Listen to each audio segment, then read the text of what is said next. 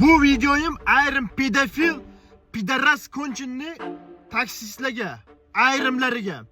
Tasavvur qiling, farzandligingizni yo bog'chaga, yo detsadga, shkolaga jo'natganingizda bu pidaras pedofil taksilar 15 yasharli qizga bugun случай bo'ldi. Shunaqa zapislar hamma narsasi turibdi menda, video rasmlarga turibdi bu pedofilni. O'sha statiya qo'yishdi. Tasavvur qiling, bog'chaga yo maktabga yuborganingizni farzandingizni, yosh voyaga yetmagan. Bu suka pidaras pedofillar o'sha bolaga orqada o'tirgan yosh go'dakka jinsiy aloqa qilish taklif qilyapti. Billat suka, seni padaringga la'nat, konchinninglar billat. Butun musulmon insonlarni pazor qilding, billat, millat, rus millatini oldida.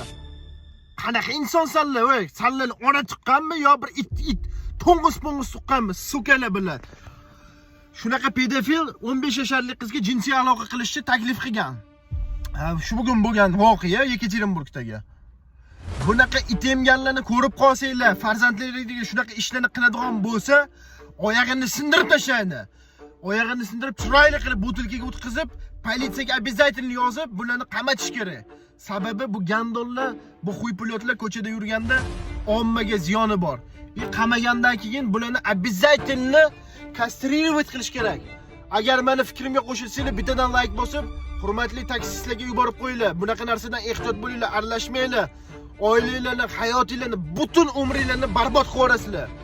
Balki halol mehnat qilgan taksist akalarimizga emas, bu video yetib bordali pedofil ayollarga, boshqa qiladigan shunaqa insonlarga. Videoga ko'proq like bosib, shunaqa itemganlar ko'rsin.